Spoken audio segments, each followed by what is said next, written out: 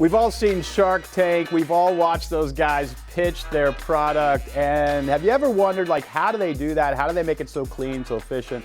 You know, you're watching Shark Tank, you're like, that's a pretty cool product. The reason you're thinking that's a pretty cool product is because they have really refined that elevator pitch. So today's video is all about how to create a Shark Tank style elevator pitch, and you need one. I want to help you get as efficient and use the economy of words that is often used in Shark Tank pitches. If you stick around to the end, I'm going to give you a fill-in-the-blank template elevator pitch that works. That's at the end of the video. When someone asks, what do? You are either earning or losing trust in seconds. You need some sound bites. You need an elevator pitch that helps people understand very, very quickly what it is that you do and why it matters. Why? The human brain equates clarity with confidence. If you are speaking clearly, people assume you are confident.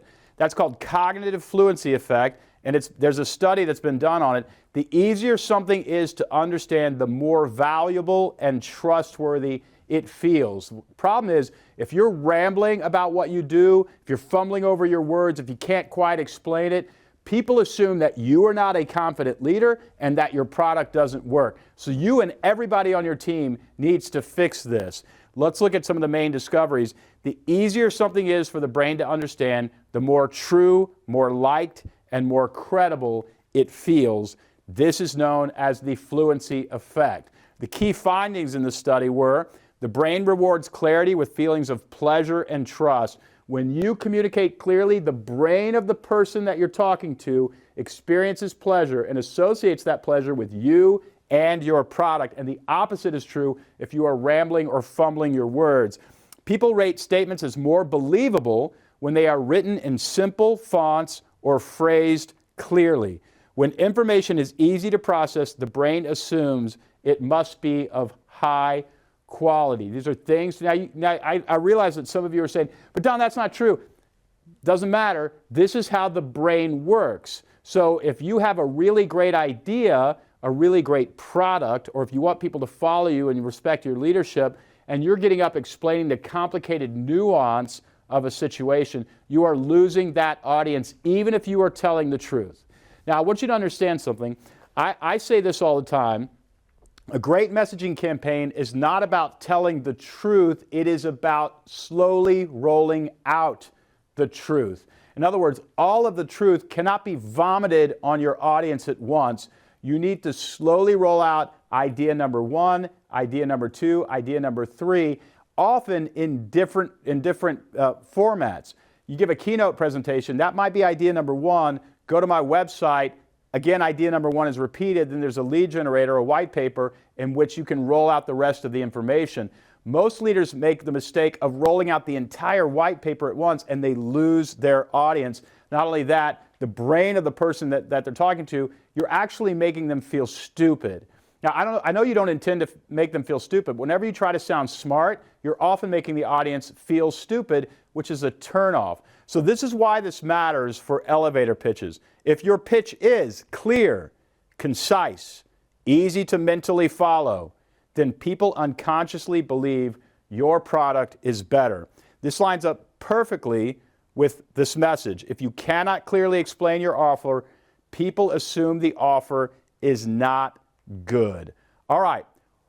I want to use a storytelling principle, ancient storytelling plot points, to clean up your elevator pitch, and you're going to see it's often used on Shark Tank. A paper called Storytelling and Sentiment Analysis in ABC's Shark Tank analyzes pitch transcripts and uses sentiment analysis and narrative structure to examine how storytelling relates to outcomes.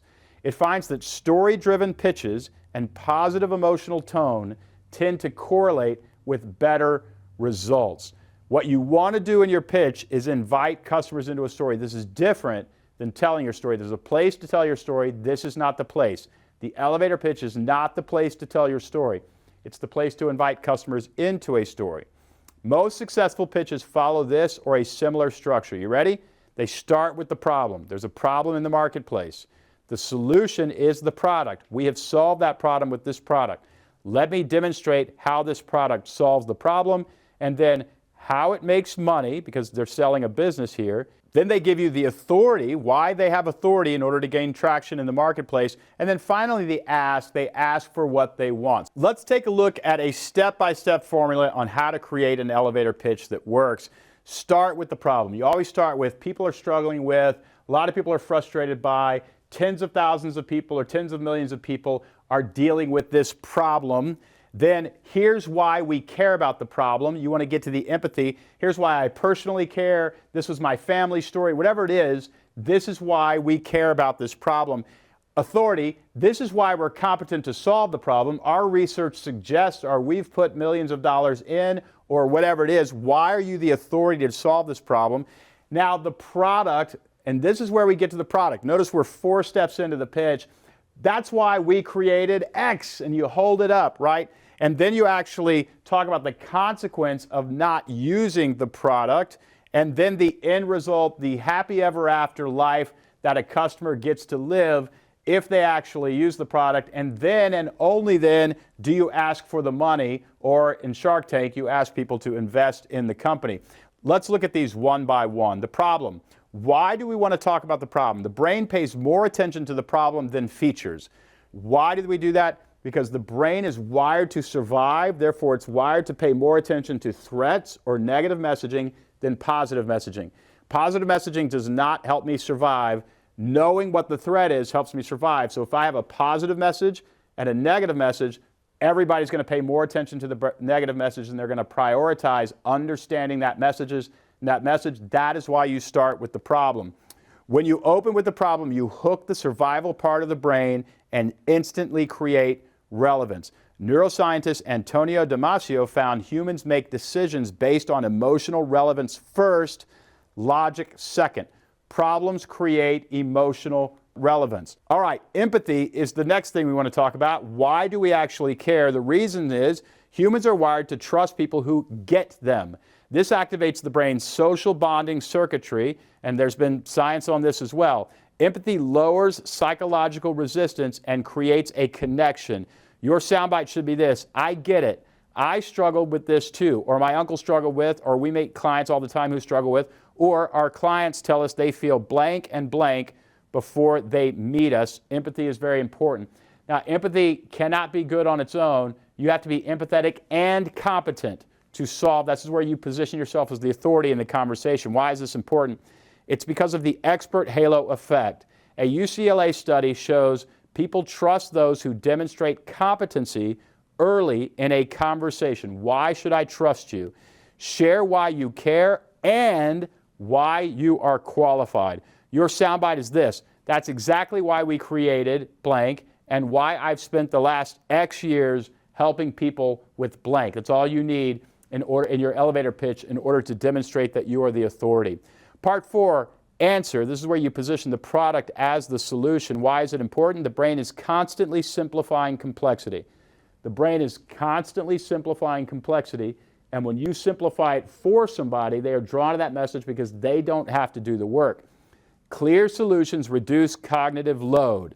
So this is why, I'm not a fan of the Republicans or Democrats. I think they're both kind of destroying America, especially the extremes. But let me give you a political example. Jeb Bush wrote a book on immigration. Donald Trump had a soundbite, build a wall. The soundbite beat the book.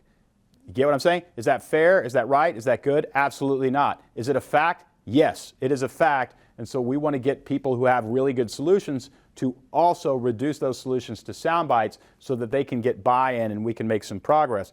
Your solution should feel simple, doable, and immediate. Your soundbite is something like this. So we built blank. It helps you solve blank by blank. All right, then you're going to want to demonstrate that this actually works. Why do you need a demonstration? Feature benefit memory effect. People remember information better when it's tied to a problem they care about. Show only the features that directly connect to the problem. What are the features of this product that solve the problem that you opened with? A lot of times I see pitches and they say, everybody's struggling with this problem, and then they start talking about the features of the product that have nothing to do with the problem. When you open a story loop at the beginning, you've got to close the story loop at the end. Make sure your feature actually closes the story loop of the problem that you opened, or your elevator pitch is going to sound wrong. Your soundbite, the reason it works is because it includes X, which means you can finally X. All right? Part 6, the end result, the transformation, the vision of a better future that you can provide for the client. Why is it important to provide that vision? The brain creates mental stimulations. Again, Harvard did a study on this. Imagining success makes action more likely. So you want to show the life that they will have after they buy your product. Your soundbite should work like this. Instead of feeling blank, you'll be able to blank with confidence. Now I'm going to give you a fill-in-the-blank formula at the end of this video, putting all of this together. But for now, I really want to emphasize why this is so important according to this Harvard study. Harvard neuroscientist Stephen Kosslyn found that the brain treats imagined experiences almost the same as real ones. When people visualize a future outcome, the same brain region activates as if they were actually experiencing it. This makes the imagined scenario feel more possible, more desirable, and more motivating. The key insight is this: when you paint a clear picture of the happily ever after future, your audience's brain begins to feel that outcome, making them far more likely to say yes. Why this matters for your pitch. A vivid vision of success helps customers mentally step into a better future, increasing motivation and decision making. And then finally, we get to part 7, the call to action. I want you to use a StoryBrand decision trigger soundbite. This is a soundbite that I learned many, many years ago and has brought tens of millions, if not hundreds of millions of dollars into my company. It's this: if you are struggling with X, buying Y is definitely the right decision. Would you like to place an order? What you're doing is you're removing cognitive dissonance when you use this sentence. Because the cognitive dissonance is this going to work for me? Is this the right decision? That's what everybody's thinking, and it's the reason they're not buying your product, is they're wondering, is this the right decision? There's a lot of risk. It feels like a black box investment. So when you actually say, if you're struggling with this, then buying Y is the right decision. Would you like to place an order? Reduces that cognitive dissonance because you, having been positioned as the authority, are telling them, yes, it's the right decision. Why it works. A direct CTA reduces decision paralysis. Lots of brain science behind how these pitches work. Psychologist Sheena Iyengar discovered that giving people too many choices makes them less likely to take action. In her famous jam experiment, shoppers were shown 24 flavors of jam. Only 3% bought, but watch this. When shoppers were shown only 6 flavors, 30% bought, a 10x increase in sales. The key insights were this: when choices are simple and limited, the brain feels confident and takes action. When choices are complex, people freeze and do nothing. So why it matters for your pitch. A clear, decisive call to action eliminates overwhelm and dramatically increases conversions. If you are struggling with X, buying Y is the right decision, reduces decision fatigue, and ultimately really tries to make the decision for them. All right, let's actually show you the fill-in-the-blank ad-lib style Shark Tank / StoryBrand elevator pitch that brings all 7 parts together. Always start with the problem. Most people who try to blank end up blank because blank. I've seen this firsthand. I've experienced it myself, or we've helped over X people overcome this. That's why we created blank. It helps you solve blank, you're repeating the problem, by blank, the feature of the product that solves that specific problem. So you can finally blank without feeling blank. That's the happy ever after vision. And then let's call them to action. If you are struggling with blank, buying blank is definitely the right decision. Would you like to place an order? Okay, I want you to take a screen capture of this, and I want you to get out a piece of paper or open up a Word document on your computer, a Google Doc, whatever, and fill in the blank.